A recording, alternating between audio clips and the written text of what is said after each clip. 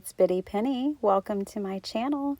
Today I'm going to be playing with some Scrappy Tails supplies. Now, none of these are Halloween supplies necessarily, but I'm going to turn them into Halloween. So this little wood decoration came from a yard sale. Basically, people are realizing what doesn't spark them joy anymore. I get it for an amazing price. This was 50 cents. And then I turn it into something that sparks joy for me. I love catching these things at yard sales because I know I can put white gesso on them just like I'm doing here and turn it into something totally new. Now I'm obviously putting a very thick layer. I'm wanting all of the texture. I'm wanting that very thick, artistic kind of background to start this project on. So I lay a very thick layer down and then set it aside and let it dry while I do all of my die cutting and get everything else ready for it. This gesso is so opaque that it's going to look like this pretty much even when it's dry, but because of the way I'm going to treat this soon-to-be canvas, it won't matter anyways. And I did leave a little bit down at the bottom just because I liked it and I thought it would fit for what I was doing today. So here are all the things I decided to die cut. Now, I did doubles of everything, and honestly, because it's wall art, you could do like triple or even die cut every piece 4 times, which I have to say with my Gemini Junior isn't even a problem. Like, it's so satisfying not having to crank my die cutting machine anymore. I love it. I just send it through. I absolutely love it. So, and it cuts these Scrappy Tails dies beautifully. So I'm just so pleased with that purchase. All right. So I decided to put these like a German style roof on top of the roof that came with the die set. So that's just how I did it. You could do it any way you wanted. Now, I wanted this house to be a little funky, so I put my windows all different ways. And I don't even know if these were supposed to be windows, to be honest, but they became windows for me. And then this is like my extension on the house. And so I needed to trim it down a bit. I'm going to keep that rooftop piece because I need a broom. You guys, this piece was so much fun to make, but it was really hard to photograph. But I tried. It is a big piece of art. It is about, I didn't fully measure it, but I do think it's like 8 inches wide by 20 inches long or something. It's large. So now I'm going to make kind of a shaker. I mean, I'm going to put sequins in the windows. But what I did is I actually put down foam tape, then I put down my acetate, then I put down more foam tape. I kind of wanted the light to get in and hit the sequins so that they would look more lit up. And it really seems to have worked. So adding that foam tape before the acetate and before the sequins kind of helps like catch the light. I don't know. It feels like it's very sciencey and I can't explain it, but it seems to have worked. So I kind of grabbed different sequins from my stash and I thought these were kind of witchy, like a cauldron's brew green. And then I grabbed some little really iridescent, tiny micro triangles to go in there, and some moons and stars from Cat Scrappiness. And I am just dumping this stuff in here. And I had already removed my release tape. You usually want to fill these before you remove your release tape. So I have to fiddle with that a little bit, but it's not a big deal. Like, no one's actually going to be shaking this piece, right? It hangs on the wall. So I fill it quite well, and then I just make sure it's sealed very well. So here are the stars and the moons that I put in there. And these windows are kind of small, especially you could see them better before I put the frames around them, but I really think the frames just set it off so nicely. So it's okay. You look closely and you can see all the different sequins. So now I'm putting acetate on the very back as well because I really want as much light in these windows as I can possibly get. So I didn't want to back it with a paper. I decided acetate would be a great choice. And what's cool is there is a lot of light in it, and you can see the purple from the sky behind it, which I end up really liking. So I even doubled up on these pieces, the little frames that went in the windows. I basically doubled everything for this piece. All the pieces, the trees, everything just got doubled up. All right, and here's all the little pieces that I put in, and I just really love the way those look. Now, I grabbed speckle egg, and I wasn't paying attention, and I accidentally grabbed the regular Distress ink instead of the oxide. So you could see there, I left it in the video because you can see the difference. Like, you know, oxides are more, they have a mixture of pigment ink in there, and so they're more opaque. They will sit on top of your paper, and you can get color on top of like black cardstock, whereas Distress ink is a dye ink and it just soaks right in. So I left that so you could see the difference. There's definitely a difference between Distress oxide and Distress inks. They both have a place in my craft room. I love having both of them. But yeah, so I have this speckled egg that I'm just kind of dragging across and giving this home a little extra texture.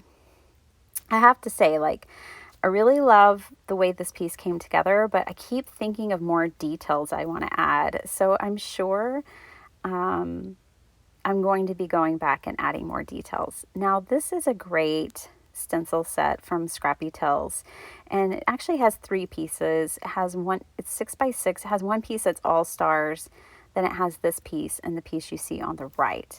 I'm going to make my own masked circle with a piece of Post-it, and I am cutting outside of that line a bit.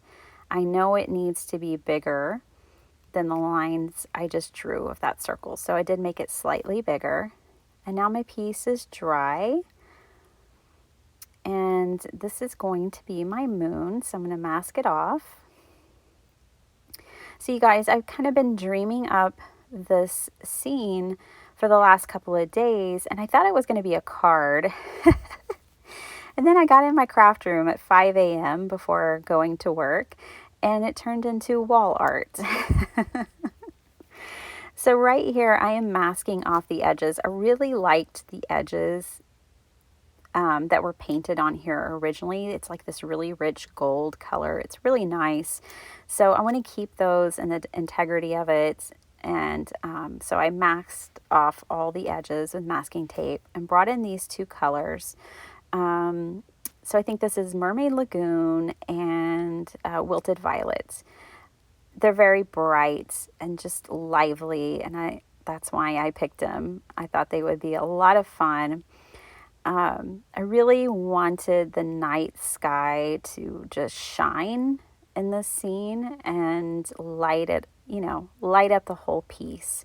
So from top to bottom, it's definitely just really bright and vibrant and alive. And then the further you go down into the scene towards the bottom of the wall hanging, then, you know, it gets more dark and dingy and creepy and fun. So this Distress ink just blends on here like butter. It's beautiful on top of this gesso. It blends so nicely. So I keep going just kind of back and forth between the Mermaid Lagoon and the Wilted Violet, getting these colors kind of mixed in and, you know, have them become one sky. So it's just a back and forth, but it really doesn't take that long at all. It was quite fast. Now, I was thinking originally that I would put the seedless preserves around, but I just liked it just like this, so I left it alone. Now I'm bringing in the second stencil because it has like the shadows of the moon. I was trying to decide, am I going to have a blue moon or a purple moon? And I decided, and I'm doing this very lightly here, just to add a little bit of purple dusting to it. And now I spray this whole piece with water, and I'm not going to dry it with like a towel and absorb the paint. Instead, I'm just going to bring in my heat tool and dry it just like it is, because I don't want too much of that white gesso coming back through. In this step, I still want to keep my color saturation, and so I just dry it as is. Now, I'm using some Nuvo drops in this yellow color to do the stars. So all three of these stencils have some stars, and I'm just going to use this one. And with this silicone brush, I am going to add in my stars. I love this brush, you guys. It's like, I think it's a cosmetic brush from Amazon. They're usually like $1. It's made out of silicone and it's so easy to clean. So anytime I'm messing with something that I don't want to clean off a traditional like paintbrush, I pull this out and it's amazing. It's so easy to clean glue, Nuvo drops, anything off of this brush. So satisfying. How many times have you picked up a paintbrush and you're like, well, this will be the last time I use this one because I know I'm never going to get this glue out or Nuvo drops out or whatever. It's like you know before you even use it. I love the way those stars turned out. Now, because it was Nuvo drops, I put it off to the side. All right, so these right here are the cutouts that come from that tree cover plate you see over there on the left. Like this would normally be something you discard.